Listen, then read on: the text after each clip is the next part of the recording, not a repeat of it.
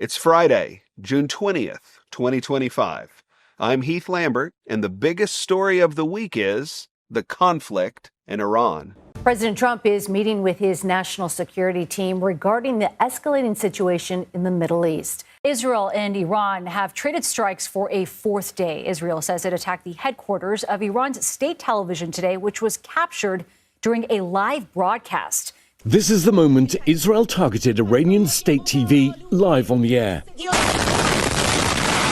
The terrified anchor running for cover as smoke and debris filled the studio. The building up in flames. This reporter with bloodied hands rushing outside, blasting Israel's attack.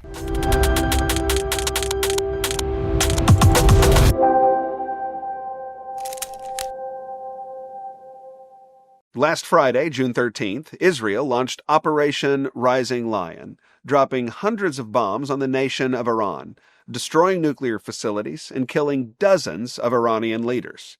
Israel took this action in response to the failure of peace talks with Iran and out of concern that the rogue nation was getting dangerously close to possession of a nuclear weapon. In a particularly daring element of the plan, agents from the Israeli intelligence service smuggled drones deep into Iran, which were used to destroy many Iranian air defenses.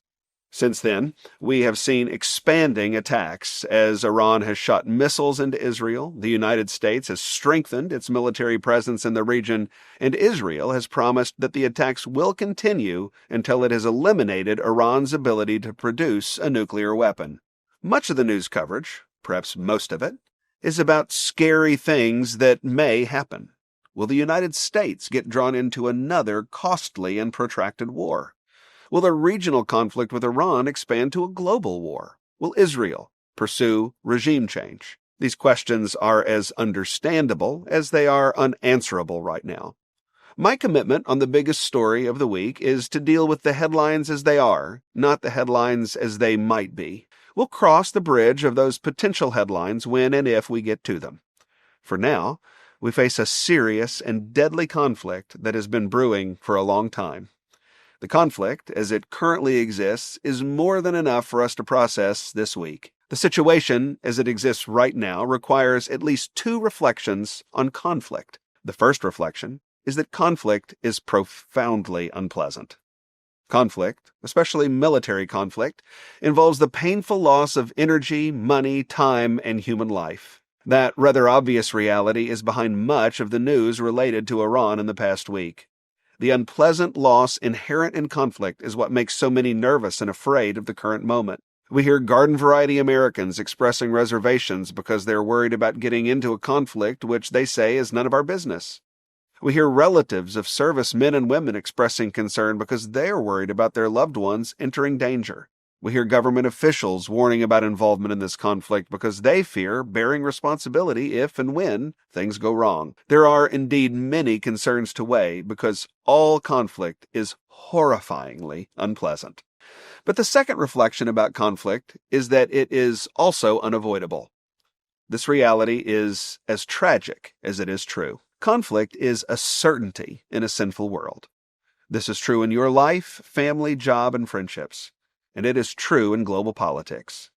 Conflict has been a part of international relations for the entirety of human history and will continue to be until the end of history. This obvious reality helps us to face our understandable fears regarding the profound unpleasantness of conflict. The reality of conflict is not in doubt. The only question is whether the forces of wickedness will use conflict to impose their corrupt desires on the innocent, or whether the forces of righteousness will use conflict to thwart the wicked.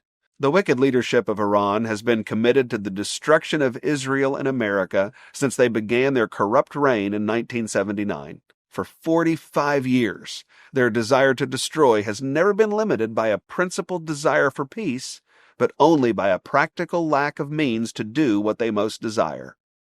The practical limitation on their desire to destroy would be immediately removed by the possession of a nuclear weapon which they are trying to create. President Trump has repeatedly warned that Iran cannot be allowed to possess a nuclear weapon precisely because he understands the unavoidable nature of conflict. It is right for righteous forces to initiate a conflict with Iran before that wicked regime has the capability to initiate a nuclear conflict with the free world. None of this means that a conflict with Iran is necessarily the responsibility of the United States. Right now, the President, the National Security Council, the Department of Defense, and many others are processing information that we don't have to make decisions about how to best eliminate the Iranian threat. We need to pray for them to have wisdom to make decisions about whether, when, and how to enter a dangerous conflict with much at stake. But the certainty of conflict in a sinful world does mean that someone has the responsibility to engage in this fight. The certainty of conflict means that it is better for the righteous to fight now than to face the potential of a nuclear conflict later. The certainty of conflict means that responsible people do not have the freedom simply to wish we lived in a world less dangerous than the one we've got. Wishful thinking like that will only lead to a world where the bad guys are in charge. Just ask anyone in Ukraine. Romans 5:10 says that while we were enemies, we were reconciled to God by the death of His Son. That passage speaks about the most significant conflict in human history. It's the conflict between sinful people and their righteous Creator. In His great love, God was not content to leave this conflict in place and allow humanity to remain His enemies. Instead, He entered the conflict with the omnipotent force of the righteous life of His glorious Son, who died on the cross, so that all who trust in Him could know the end of conflict and live in harmony with Him forever. God used the righteous force of His Son to end the conflict between sinners and Himself. It is the reality of this cosmic conflict that gives us hope and courage in the midst of the current conflict in Iran. That is this week's biggest story. I can't wait to see you next Friday as we look at next week's biggest headline.